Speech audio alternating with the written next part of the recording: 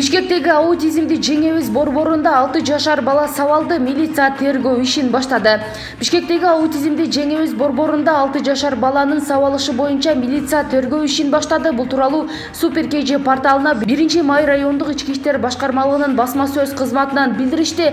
Аталган мекеменин өкүлү Руслан Бердибаев бул иш боюнча тергөө иштерин жеке көзөмөлүнө алды. Териштирүүнүн жыйынтыгынан кийин толук маалымат беребиз деп билдиришти. Маалымат кызматтан белгилей кетсек, бүгүн 21-майда Соль Молдохматова өзүнүн социалдык тармактагы баракчасы аркылуу аталган борбордун кызматкери 6 жаштагы церебралдык шал оорусу менен жабыркаган баланы сабаганы тууралуу жазып чыкты.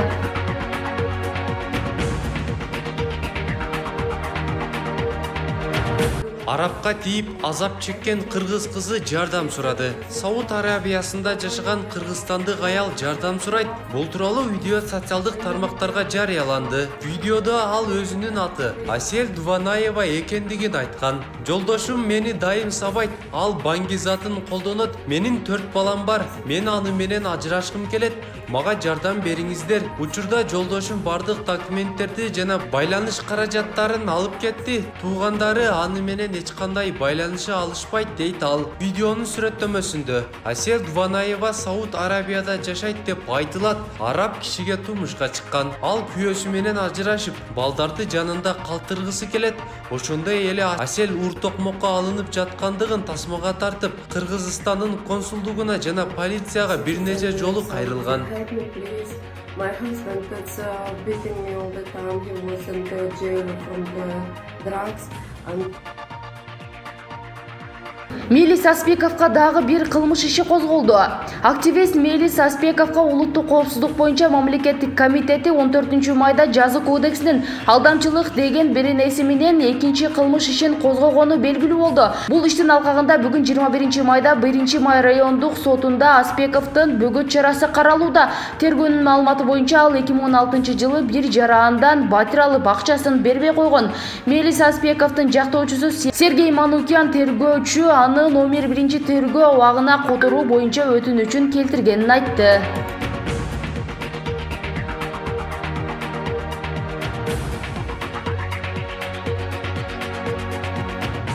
Centara Gold бөлтүрүктү Канадада сотко берди. Кумтөр алтын кенин иштеткен Centara Gold компаниясы Кыргызстан бийлиги Кумтөр Gold компаниясына тыштан башкаруучу кылып дайындалган теңиз бөлтүрүктү Онтарионун жогорку сотуна берди. Centara Gold теңиз бөлтүрүк компаниянын директорлор кеңешинин мүчөсү катары компания алдында алган жоопкерчилигин бузду деп жатат. Centara Gold теңиз бөлтүрүктүн Кумтөр алтын кенин башкарууга түз жана кыйыр түрдө аралашуусуна компания алдындагы конфиденциалдуулукка байланыштуу милдеттемелерди бузуу аракеттерине мындан ары катышуусуна бөгөт коюуну көздөп жатканын белгиледи.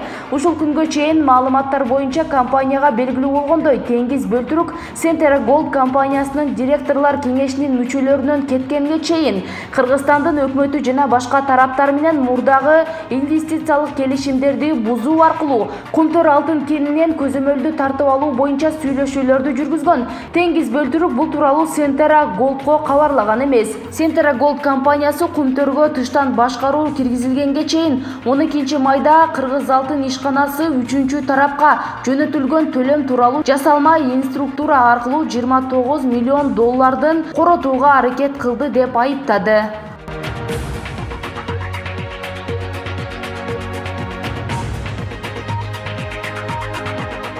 Centara'nын президенти Перри Кыргыз өкмөтү менен диалогко барууга даярбыз. Перри өкмөттүн душмандашкан кадамы Centara ишканасынын кызыкчылыгын коргоодон башка айла калтырбаганын айткан. Centara Gold компаниясынын президенти жана аткаруучу директору Скотт Перри Кыргыз өкмөтү менен мурдагыдай эле конструктивдүү диалогко барууга даяр экенин билдирди. Анын пикири компаниянын расмий сайтына жарыяланды.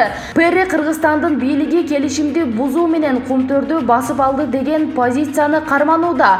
Биз мурдагыдай эле Кыргызстандын өкмөтү менен талаш жараткан маселе боюнча конструктивдүү диалогко барууга макулбуз жана даярбыз. Ошол эле учурда өкмөттүн душмандашкан кадамдары Centara ишканасынын кызыкчылыгын жана акционерлердин мыйзамдуу каражатын коргонууну улам улантуудан башка тандоону бербей жатат деп айткан Перри. Мындан сырткары президент кыргыз өкмөтү өзүнө алганга чейин коопсуздук мониторинг жана эксплуатация боюнча бардык системалар өз нугунда иштеп жатканын айткан.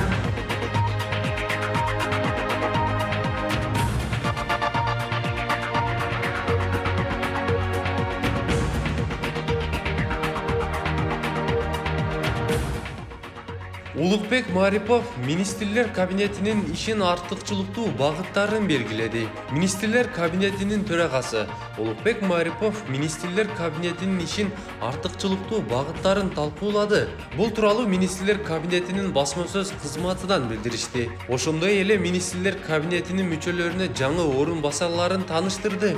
Ал белгилегендей, алдыдагы негизги максат республикада орун алган жеңил эмес экономикалык абалдан чыгуу. Министрлер кабинетинин астына так милдет экономикалык туруктуулукту камсыздоо, экономиканы өстүрүү жана жарандардын бакубаттуулук деңгээлин жогорулатуу, инвестицияларды тартуу үчүн шарттарды түзүү милдети коюлган. Буга катар мамлекет тарабынан алынган бардык социалдык милдеттемелерди аткаруу зарыл. Баткен облусунун кыргыз-тажик мамлекеттик чек арасындагы окуялардын натыйжасында жабыркаган жана талкаланган инфраструктуралык жана социалдык объектилерди калыбына келтирүү иштерди сапаттуу деңгээлде жүргүзүлүшү тийиш. Мындан тышкары калкты вакцинациялоо боюнча кеңири масштабтагы ишти жүргүзүү жана тарифтик саясат боюнча түшүндүрүү иштерин улантуу керек. Өзгөчө көңүлдүү азык-түлүк коопсуздугун камсыздоого жана чек ара маселелерин чечүүгө буруу зарыл, деди Улукбек Марипов.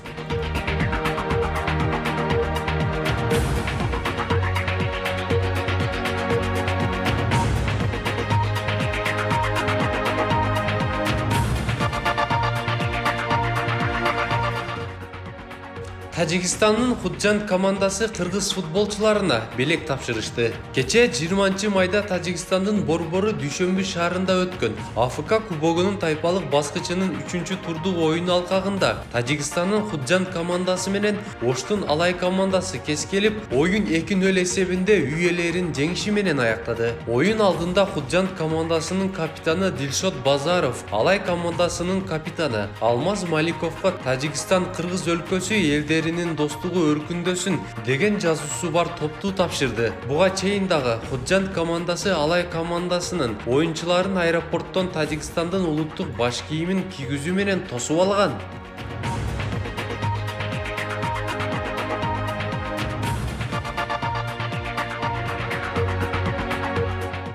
АФК кубогу Дордой клубу Тажикстандык команданы ири эсепте утуп алды. Бишкекте АФК кубогунун тайпалык баскычынын алкагында Дордой футболдук клубу менен Тажикстандын Равшан клубу беттешти. Беттештин 16-мүнөтүндө Жоэл Коджо эсеп санын ачса, 39-мүнөттө Абай Бокелеев эсепти 2-0 айлантты. Оюндун экинчи бөлүгүн аяк ченинде Бокелеев кайрадан айырмаланып алыска аралыктан гол жаратты. Жыйынтыгында Беттеш 3-0 эсебинде бишкектик клубтун пайдасына чечилди. Биринчи оюнда Дордой Түркменистандык Ахал клубуна 2-0 эсебинде жеңилип калган.